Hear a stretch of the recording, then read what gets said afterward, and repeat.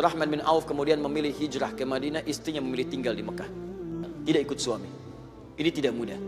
Berangkat ke Madinah dengan modal pakaian. Sampai di Madinah, inilah indahnya persaudaraan dalam Islam. Disambut kemudian oleh orang Madinah. Luar biasa. Mereka menolong para sahabat-sahabatnya. Sampai yang mereka miliki pun diberikan. Sifat menolong dengan memberikan apa yang dibutuhkan disebut dengan nasir. Jamaknya disebut Ansar, karena itu disebut mereka Ansar. Turun Quran surah ke-59 ayat 9 sampai 10, paling kanan di pertengahan, agak sedikit ke bawah. Yang haus disambut dengan minuman, yang lapar disambut dengan makanan. Abdurrahman bin Auf, orang paling kaya, jatuh fakir, disambut oleh orang paling kaya di Madinah. Perhatikan kata-katanya. Nah, saudaraku yang mulia, saya dengar Anda sebelumnya kaya, jatuh fakir. Kalau ingin kaya lagi, ambil setengah kekayaan saya. Karena beliau tahu orang yang terbiasa kaya, gaya hidupnya beda dengan orang yang kemudian buat jadi fakir. Silahkan lihat, dalam rumus fisika itu ada namanya persamaan gaya. F1 sama dengan F2. Gaya gerak sama dengan gaya dorong. Apa yang digerak, apa yang keluar, itu yang masuk. Saya pukul ringan, bunyinya kecil. Saya pukul kencang, bunyinya kencang. Dalam harta begitu. Maaf, gaya orang yang hartanya cukup banyak, keluarnya beda dengan gaya orang yang hartanya cukup. Anda datang ke sini naik angkot, maka gayanya tawadhu. Begitu turun, nunduk, sedekah. Anda pakai mobil pribadi, keluar, jeng. Beda lain. Tapi masalahnya, hukum gaya, persamaan Pascalnya menyebutkan F berbanding lurus dengan P. Gaya berbanding lurus dengan tekanan. Jadi semakin banyak gaya, semakin tertekan hidupnya. Itu masalahnya. Makanya tidak sedikit orang penuh dengan gaya dalam hidup, begitu harta berkurang, gaya tidak kurang. Dan mati harta itu lebih mudah dibandingkan mati gaya. Itu yang repot, begitu gayanya tidak mati, muncul harta sudah tidak ada, gaya masih banyak. Akhirnya penuh dengan tekanan hidupnya, jadi masalah. Dikira orang ini sahabat mulia itu demikian, padahal dia sudah mendapatkan pendidikan dari Nabi. Lihat, saya dengar Anda tadinya kaya jatuh fakir, ambil setengah harta saya.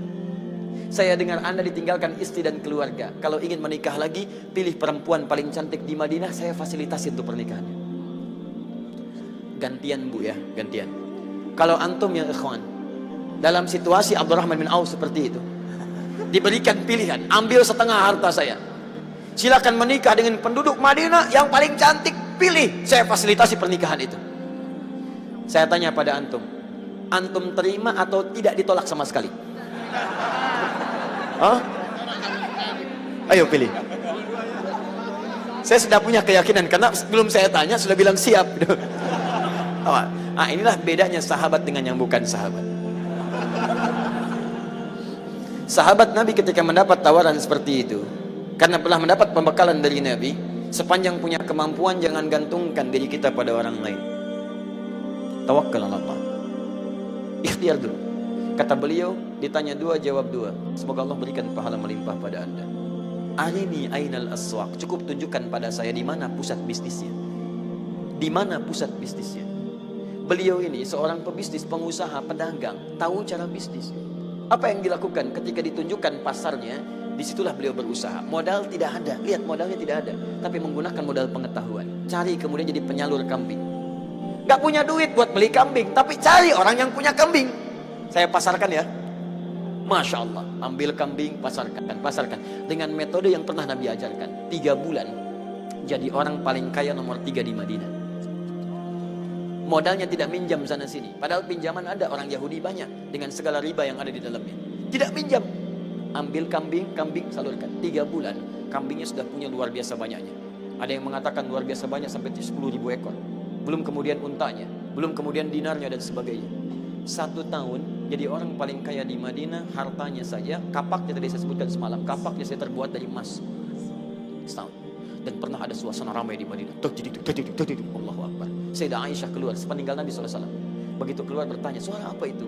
Orang mengatakan, itulah kafilah dagangnya Abdurrahman bin Auf. 100 ekor unta lengkap dengan emas, berlian, segala hal yang melekat dalamnya. Datang kafilahnya. Kata Sayyidah Aisyah, saya mendengar Abdurrahman bin Auf akan masuk surga dengan merangkak.